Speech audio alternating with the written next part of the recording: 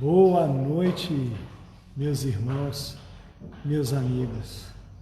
Com renovada alegria nos encontramos mais uma vez, direto do nosso A Caminho da Luz. Hoje nós teremos a companhia ilustre dos nossos irmãos Francisco e Sara, que são membros dessa casa há um bom tempo, desde a época do nosso inesquecível barraquinho. E a nossa irmã Sara Salim também, já bastante, entrando a Lene Maroco, Vânia, Zé Macário, Maria Rufini, também entrou, assinou, Lene Maroco, está todo mundo a assinar, e a gente aqui quiser, a gente acena de vamos acenar de volta aos irmãos, agradecendo a presença de vocês. Olha, o clima aqui está festivo. Fazia tempo que eu não sentia tantas vibrações tão positivas, tão elevadas, tão calmas, tão suaves dentro desta casa. Deve-se, em parte, também ao carinho e às emanações dos nossos irmãos, que aí em casa, com saudade dessa casa, estão aí também, vibrando, pedindo, orando. E à noite a gente volta para cá. Vamos nos encontrar, trabalhar, ouvir, porque nos encontraremos para estudar também, ouvir palestras e principalmente trabalhar. Porque a casa não prescinde dos irmãos, a casa não vai prescindir das orações, a casa não vai prescindir, abrir mão de todo esse carinho que nós temos recebido de todos vocês nos acompanhando nesse momento. A noite é fria lá fora, mas em nossos corações, aquecidos, a Joana está aqui, aquecidos por esse amor fraterno, por esse amor pela causa espírita, pela casa espírita, nos faz tão quentes, tão aquecidos, tão confortáveis. Bom, deixa eu parar de falar, que eu estou falando demais. É porque eu estou muito alegre. Estou muito feliz, mas só vai haver felicidade maior o dia que essas portas estiverem abertas e os nossos irmãos aqui estiverem conosco, sentados nessas cadeiras azuis, que por enquanto ali temos o nosso irmão Francisco, e aqui do lado nós temos as nossas irmãs Saras. Bom, eu vou passar a palavra para a nossa irmã Sara, que vai fazer uma leitura, alguns comentários, a prece inicial. E depois vai passar para a irmã Sara dar continuidade a nossas palestras, a palestra inicial e a palestra de fundo. Um grande abraço a todos vocês, sintam-se abraçados por nós. Até breve. Tá bom aqui, irmã? Aqui a gente ajusta aqui para a irmã. Aqui, ó. A gente está fazendo um pouquinho diferente. Boa noite, meus irmãos. Porque a leiturinha é boa, Saudades. Como de costume, todas as terças-feiras, nós lemos uma mensagem de Emmanuel, que vem até nós através da mediunidade do Chico Xavier.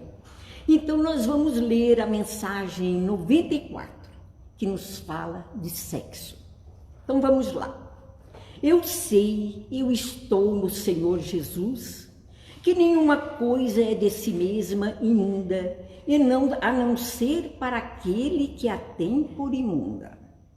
Quando Paulo de Tarso escreveu essa observação aos romanos, referia-se à alimentação que, na época, representava objeto de áridas discussões entre gentios e judeus.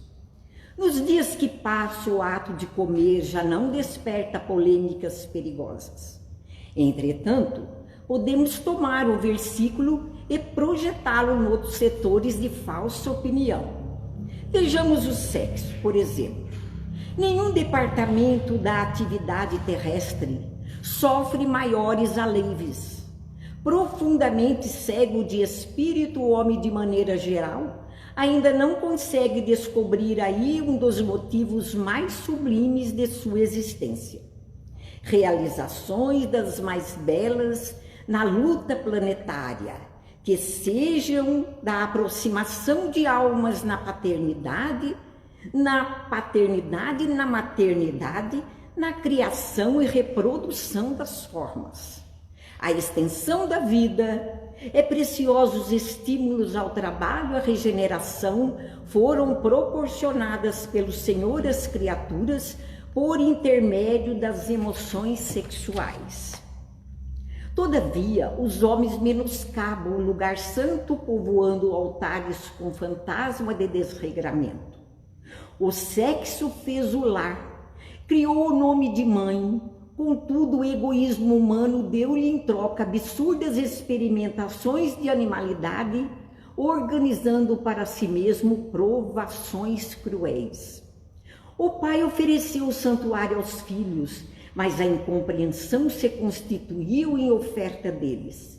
É por isso que romances dolorosos e aflitivos se estendem através de todos os continentes da Terra.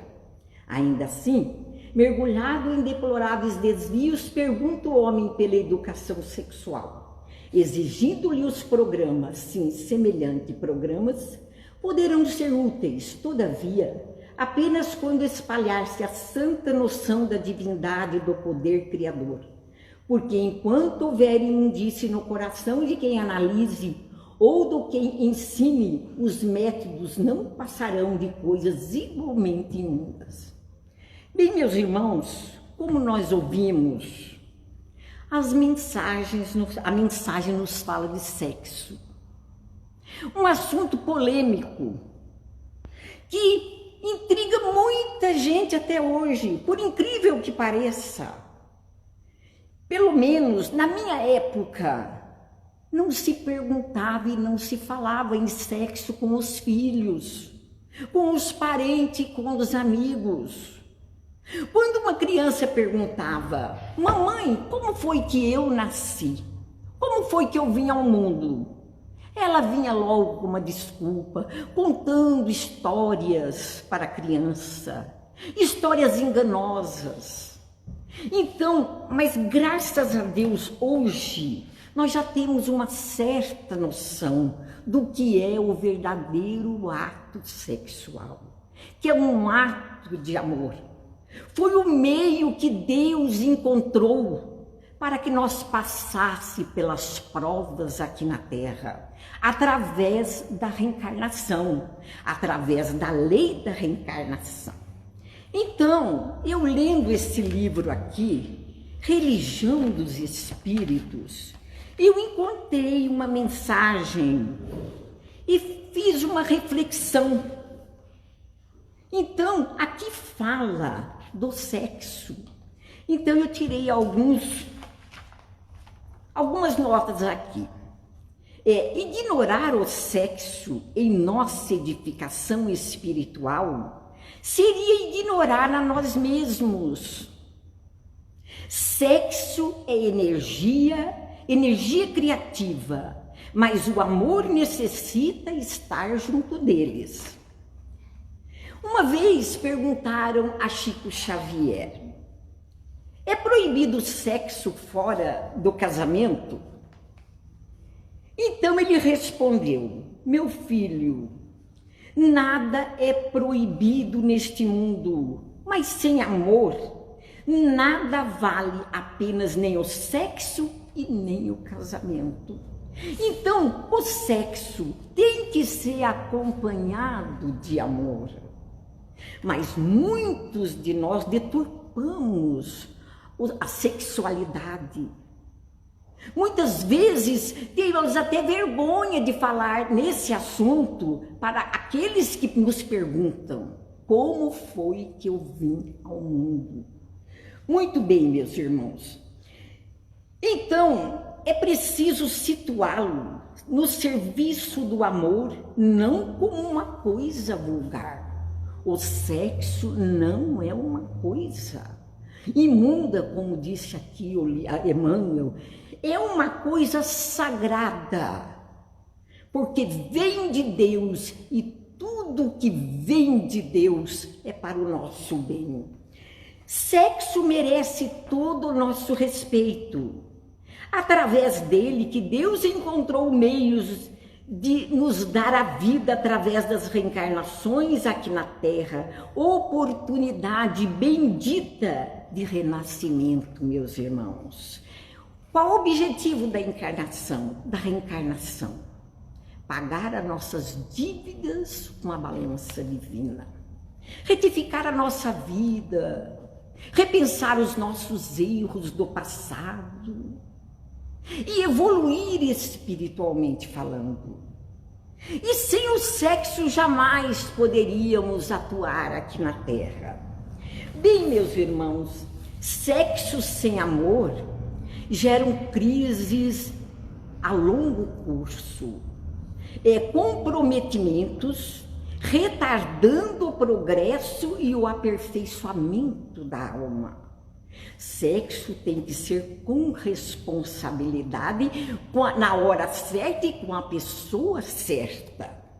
Bom, e o sexo desregrado?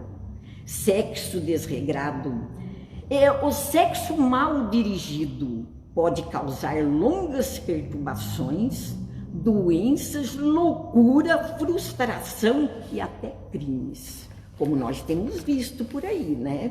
Bem, meus irmãos, para encerrar aqui a nossa reflexão, eu vou ler aqui só o último parágrafo do livro, da mensagem Sexo e Amor, aqui do livro Religião dos Espíritos, mensagem que vem até nós através de Emmanuel, pela mediunidade do Chico, né? Como sempre.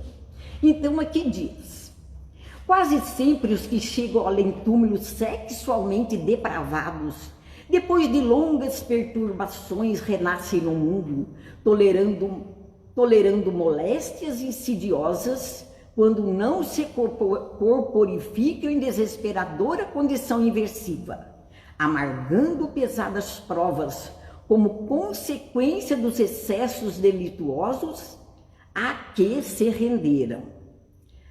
A maneira de doenças difíceis no leito de contenção, padecem inibições obscuras ou envergam sinais formológicos em desacordo com as tendências masculinas ou femininas, em que ainda estagiam no elevado tentame de obstar a própria queda em novos desmandos sentimentais. Então está aí, meus irmãos, algumas recomendações para nós, para respeitarmos o sexo, que é a ele que nós devemos a nossa evolução espiritual. Que Jesus nos abençoe e uma boa noite para todos os amigos.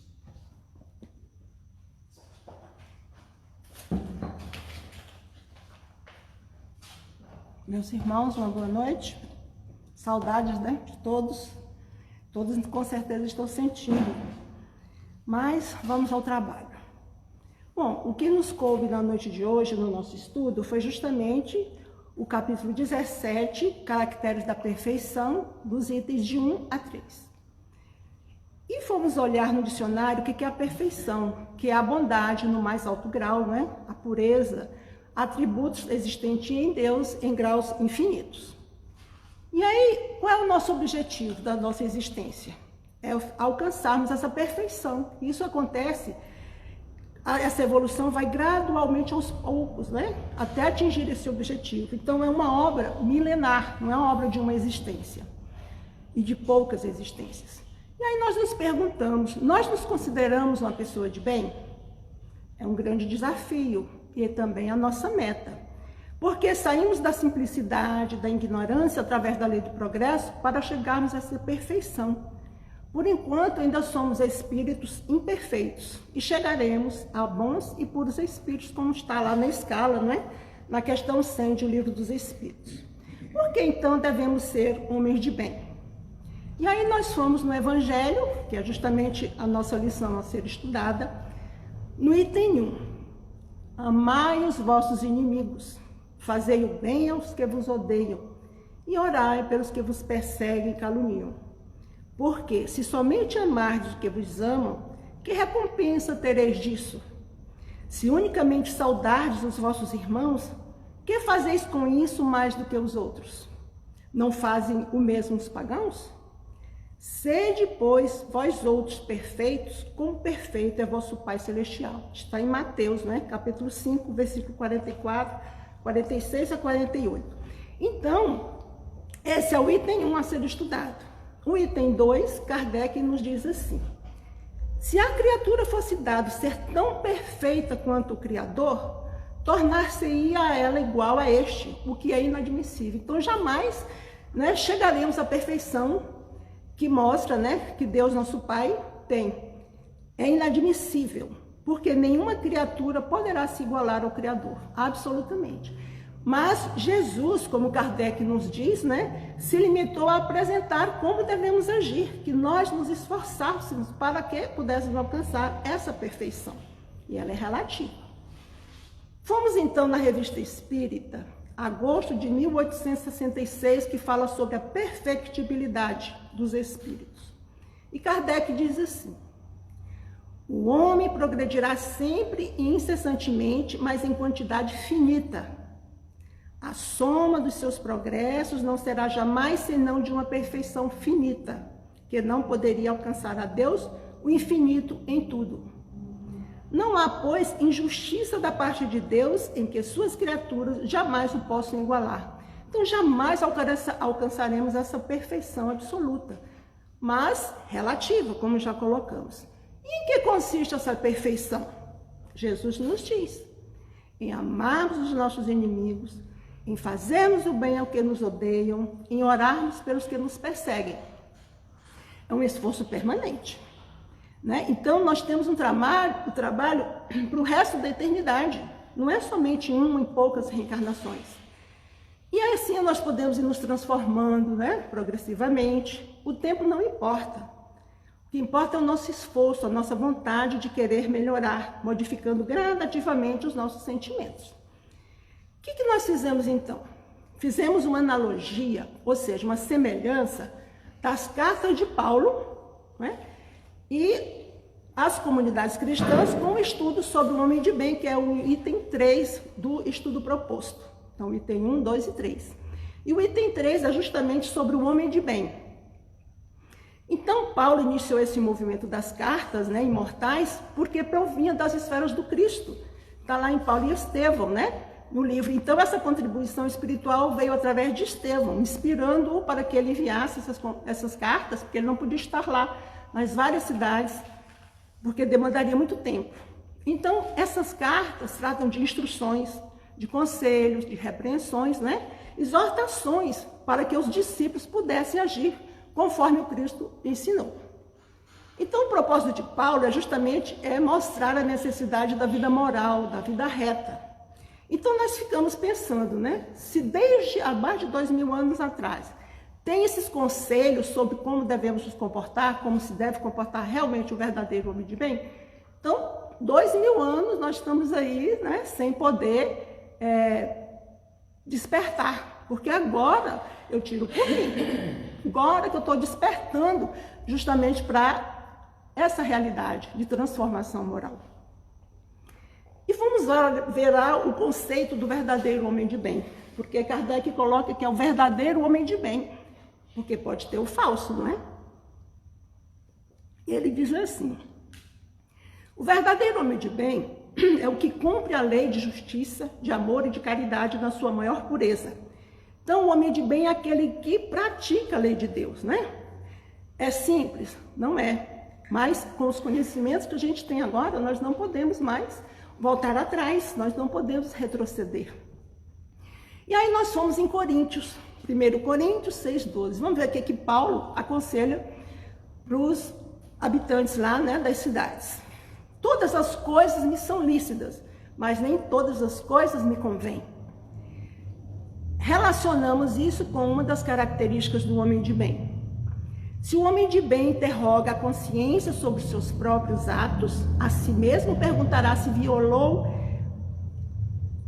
essa lei, se não praticou o mal, se fez todo o bem que podia. Então a gente vê que o homem de bem, ele começa a ter o conhecimento de si mesmo, começa a ter o autoconhecimento, mostrando que tudo eu posso fazer, mas que, dependendo do que eu fizer, tem as consequências graves, né? Que pode trazer dores e sofrimentos. Então, esse conhecimento de si mesmo já é uma proposta, né? Já é um trabalho conquistado por nós. Que todos nós aqui temos certeza que cada um está lutando para melhorar a cada dia. Em Hebreus 12:5, ele diz assim: não despreze a disciplina do Senhor, nem se magoe com a sua repreensão. Então, Deus tem suas leis, coloca para toda a humanidade. E aí nós relacionamos que o homem de bem deposita fé em Deus, na sua bondade, na sua justiça e na sua sabedoria. Sabe que sem a sua permissão nada acontece e lhe submete à vontade em todas as coisas. Então, o homem de bem tem fé em Deus realmente? Temos confiança? No momento que nós estamos passando, né, com essa pandemia, como estamos nos portando? Tudo tem uma razão de ser. E nós sabemos e percebemos que o que está acontecendo é uma proposta para que a humanidade pare, veja o que está acontecendo, né? Que precisa valorizar principalmente os valores da família, a aproximação dos familiares, né? Sermos melhores cristãos, não se viu fazer tanto bem como está acontecendo agora, com tanta dor e com tanto sofrimento. Estamos aprendendo a ser mais fraternos, a sermos mais caridosos. Então é um momento de transformação, porque o Pai não nos abandona. Tudo tem, enfim, uma causa, e há de ter essa causa justamente nessa pandemia. Na carta aos Colossenses 3, capítulo 3, versículo 2, Paulo diz assim: pensai nas coisas que são de cima e não nas que são da terra. Relacionamos com o homem de bem tem fé no futuro, razão porque coloca os bens espirituais acima dos bens temporais. Nós temos fé no futuro? Vai vir um futuro melhor depois dessa pandemia? Com certeza. Há muito amadurecimento que as pessoas estão enfrentando, muita dor, muito sofrimento, mas vão rever seus valores, né? Então, nós ficamos a imaginar o que nós temos buscado esse tempo todo na nossa existência. Bens materiais, bens temporais, ou conquista de bens espirituais. Creio que nós, como espíritas cristãos, estamos valorizando mais os bens espirituais. E esse é o momento exato do que está acontecendo. Para vermos que tudo é tão frágil, tudo é tão fugaz, né? Tudo vai sim. Não tem, as coisas materiais vão deixando de ter tanta importância. Outra, nos Filipenses 4:6. Não estejais inquietos por coisa alguma. Relacionando sobre o homem de bem, uma das características, Kardec coloca: o homem de bem sabe que todas as vicissitudes da vida, todas as dores, todas as decepções são provas e expiações e as aceita sem murmurar. Então, como eu estou me portando, repetindo nessa pandemia? Estou murmurando? Estou amando o próximo ou estou maldizendo? Porque estou preso em casa, não posso ir para o shopping, não posso ir para aquilo, para o cinema, não posso ir para outros lugares que a gente tinha costume de ir. Eu estou me sentindo vítima? Eu estou sofrendo por causa disso? Se eu aceito com resignação, eu quero fazer o meu melhor. Orando, fazendo leituras, ouvindo palestras espíritas, né? Lendo livros espíritas, aceitando o melhor, com entendimento do porquê de tudo isso. Ou seja, nós temos que ter resignação, aceitar sem murmurar tudo que está acontecendo. Já em Romanos, capítulo 12, versículo 20, Paulo diz assim: portanto, se o teu inimigo tiver fome, dá-lhe de comer. Se tiver sede, dá-lhe de beber. Porque fazendo isto, amontoarás brasas de fogo sobre a tua cabeça. Vimos então relacionar no característica do homem de bem. O homem de bem, possuído do sentimento de caridade, de amor ao próximo, faz o bem pelo bem, sem esperar paga alguma. Retribui o mal com o bem. Toma a defesa do fraco contra o forte e sacrifica sempre os seus interesses à justiça. Olha como é difícil, né? Essa característica aqui. Será que nós já fazemos o bem pelo bem sem esperar alguma retribuição? Ou será que somos envolvidos de interesse pessoal? Ou fazer o bem, contanto que sejamos vistos por alguém? Olha, eu estou fazendo a caridade, você pensa. Quando ninguém vê, quando ninguém sabe, será que eu estou tendo essa intenção? Ninguém precisa saber o que eu estou fazendo de bem. Então, ajudando pelo prazer de ajudar, dar com uma mão e que a outra não saiba o que a gente está vendo, né? Então, são características, a gente pensa que é fácil, mas não é. Paulo aos Colossenses, capítulo 3, versículo 12. Como eleitos de Deus, revestivos de estranhada misericórdia, de bondade, de humildade, doçura, paciência. Então, relacionando a isso, o homem de bem, o seu primeiro impulso era para pensar nos outros antes de pensar em si mesmo. É para cuidar dos interesses dos outros antes do seu próprio interesse. Então, o homem de bem, ele usa de solidariedade. Mas será que a gente já chegou nesse ponto de primeiramente pensar nos outros? Pensemos nisso, meus irmãos. Em Coríntios, nessa segunda carta aos Coríntios, versículo 5, capítulo 5, versículo 17, Paulo diz assim: assim que, se alguém está em Cristo, nova criatura é. As coisas velhas já passaram, eis que tudo se faz novo. Então, relacionando a característica do homem de bem, diz assim: o homem de bem é bom, humano e benevolente para com todos, sem distinção de raças nem de crenças, porque em todos os homens vê seus irmãos. Será que nós ajudamos aqueles que simpatizamos conosco? É fácil, né? E aqueles que a gente tem uma certa antipatia, né? Será que a gente tem bons olhos de fazer o bem para aquela pessoa? Aquelas pessoas que você sente que não gostam de nós, independente do que seja, né? Do culto que pratica, do que faz. Então, o homem de bem, ele usa de fraternidade, porque sabe que todos somos irmãos diante de Deus. É difícil fazer isso? É, mas nós temos que tentar, porque senão como é que chega a evolução?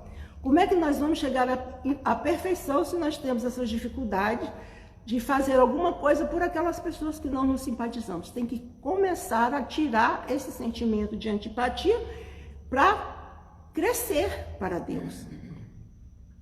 Em Romanos, capítulo 13, versículo 10, Paulo diz assim: o amor não faz mal ao próximo, de certo que o cumprimento da lei é o amor.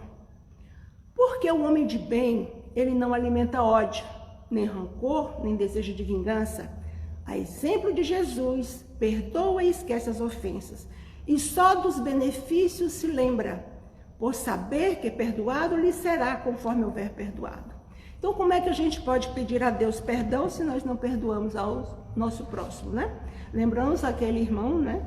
Aquele moço rico que emprestou dinheiro, o moço foi lá, não pôde pagar. E ao mesmo tempo ele emprestou para o outro e foi cobrar, exigiu, mandou até ser preso. E aí, como é que fica? Que exemplo a gente está dando? E será que nós já conseguimos perdoar aqueles que de alguma coisa nos ferem? Será que eu consigo ver no outro essas pessoas que não nos causam mal, ver um doente, uma pessoa problemática, que ele ainda não conhece as leis de Deus profundamente, não conhece sobre a vida espiritual, não sabe as consequências de seus atos? Então, é para pensarmos. Será que eu já consigo me libertar dessas mágoas? Porque o homem de bem é um homem virtuoso, né? Ele não guarda ódio nem rancor, como coloca aqui Kardec. Então, precisamos nos libertar desses sentimentos ainda que estão, né, mostrando a nossa inferioridade. Em Romanos, capítulo 12, versículo 10, Paulo diz assim: amai-vos cordialmente uns aos outros, com amor fraternal, preferindo-vos em honra uns aos outros.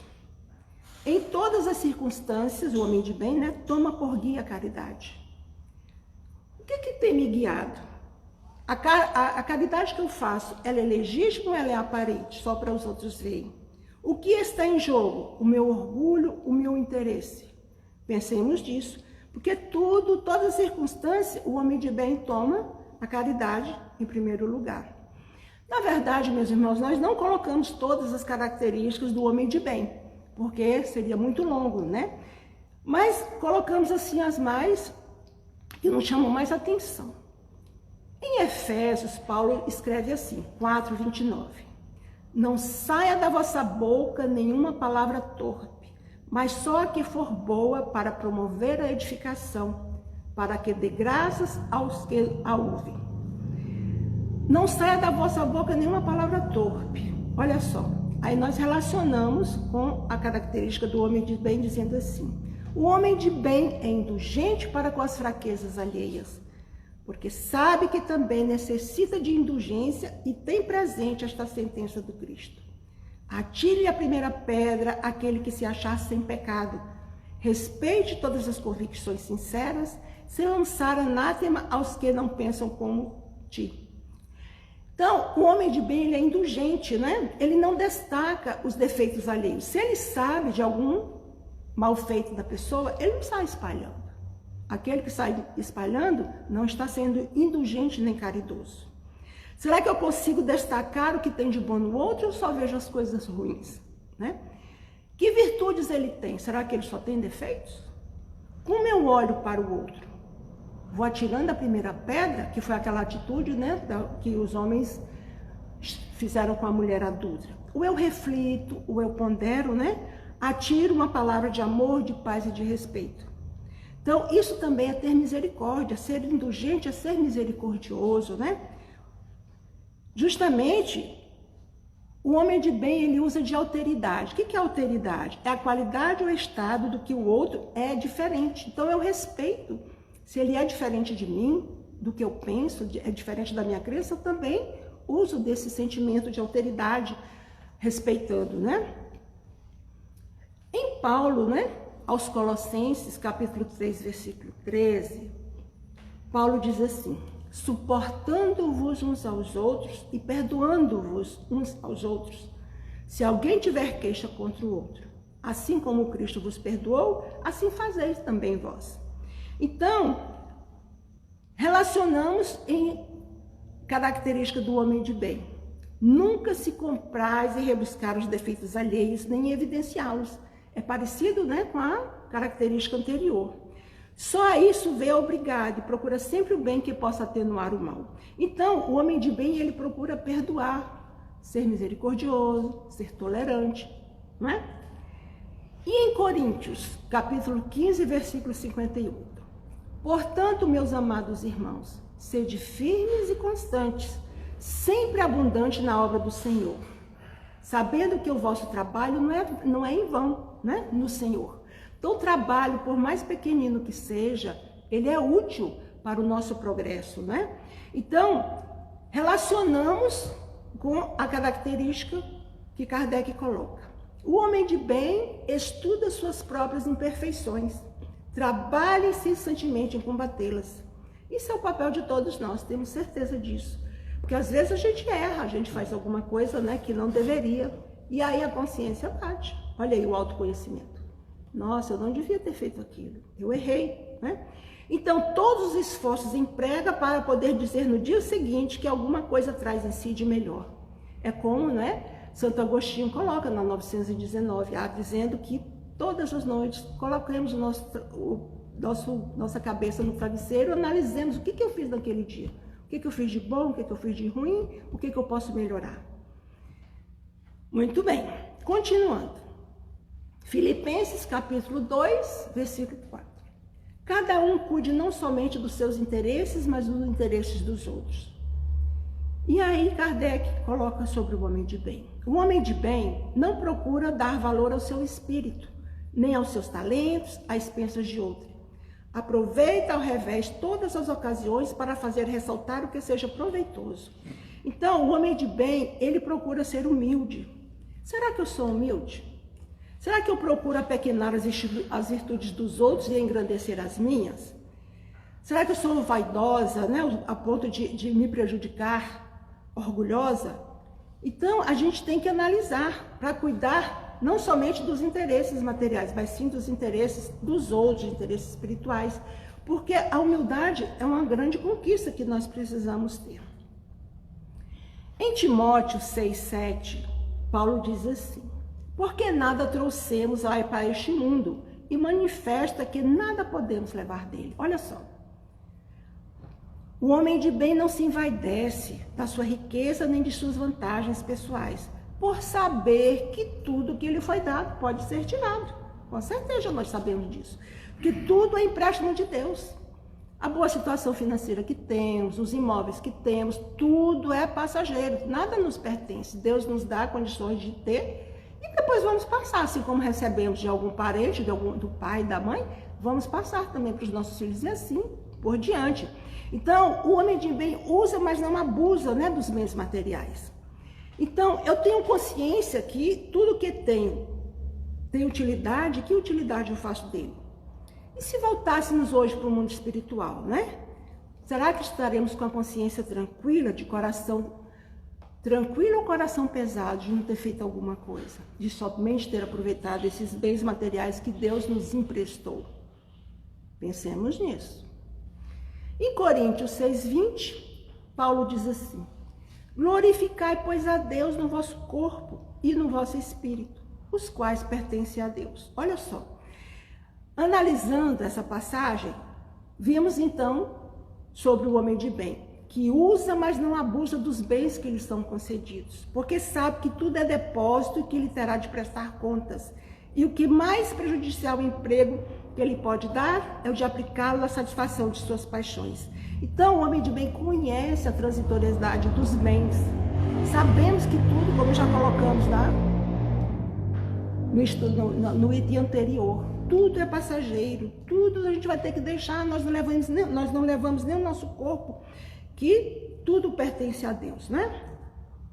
E para concluir, nós vimos que no mestre da educação, o Espírito Vinícius, né, diz assim, que o Espírito marcha impávido e radiante de etapa em etapa, de estágio em estágio, ascendendo continuamente pela senda interna da perfectibilidade, em obediência ao sublime imperativo do maior expoente da verdade neste mundo, o Mestre Jesus. Então pensemos, né? As características do homem de bem não estão todas aqui, mas o que podemos estudar relaciona com os conselhos de Paulo há mais de 2000 anos atrás. E nesse período, quantas encarnações já tivemos? Várias, né? Então agora que despertamos através da doutrina espírita, que possamos reconhecer, né, essa oportunidade bendita, talvez não sabemos se seja a última ou não, mas se nós não nos melhorarmos, nós não aproveitarmos, talvez seja a última. Então, valorizemos essa atual existência para fazermos o melhor possível. Que sejamos realmente verdadeiros homens de bem, justamente para que possamos, né, chegar do outro lado da vida mais felizes, mais tranquilos do dever cumprido. Então, fica aqui o nosso abraço, a nossa saudade. Esperemos que breve, né, estejamos juntos novamente. E que Deus nos abençoe, meus irmãos.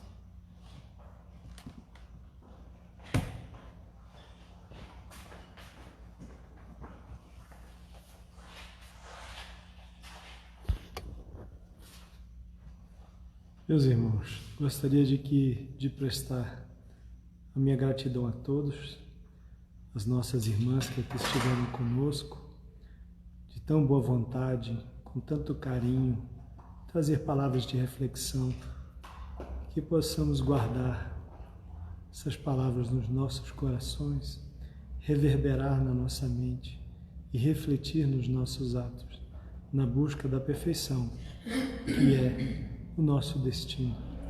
O nosso destino final é a perfeição.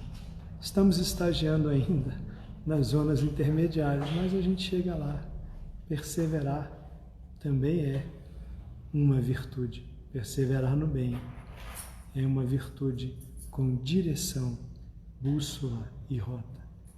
Deixar aqui um abraço a todos que estiveram presentes virtualmente e que nos acompanhem.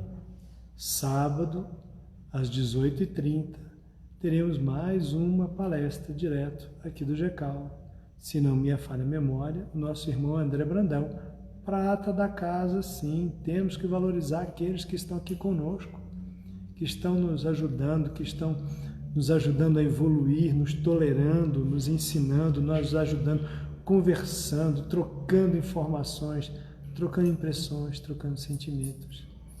Então vamos valorizar o que a gente tem dentro da nossa casa, porque temos irmãos valorosos, irmãos que a gente tem que guardar sempre no lado esquerdo do peito, para que a gente sempre possa estarmos juntos virtualmente.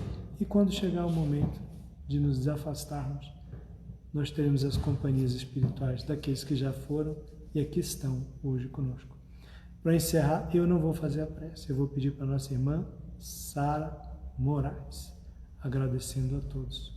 Um abraço, e aqui vamos receber a nossa irmã Sara Moraes, lembrando que é a nossa irmã há mais tempo em exercício mediúnico. Olhem bem, há mais tempo, tempo de serviço prestado a essa casa. Serviço mediúnico é a irmã Sara que está em atividade até hoje. Mesmo em casa à noite, estamos aqui em atividade. Um abraço a todos. Então, meus irmãos, nós agradecemos a atenção e vamos fazer uma prece de agradecimento ao Pai Criador. E eu convido os irmãos a elevar comigo o pensamento a Deus e Jesus. Deus nosso Pai, que sois todo poder e bondade. Jesus, nosso Mestre Divino, luz que ilumina a nossa estrada em direção ao bem. Aqui estamos reunidos em vossos nomes, Senhor, aprendendo um pouquinho mais das lições que deixaste para nós, que possamos assimilá-las, Senhor, guardar dentro de nós e colocar na prática do nosso dia a dia. Pai, que as tuas bênçãos se estendam sobre todos aqui presentes, encarnados ou desencarnados. E que a tua bênção vá mais além, vai ter com nossos filhos, parentes e amigos, sobre todos os lares em conflito, sobre todos os lares de família, sobre todos os doentes, Senhor, aqueles que lutam contra o câncer e outras doenças de difícil cura. E em teu nome, em nome de nossa Mãe Maria Santíssima e de Deus sobretudo, nós pedimos permissão para encerrar a nossa reunião dizendo: se conosco hoje e sempre, graças a Deus.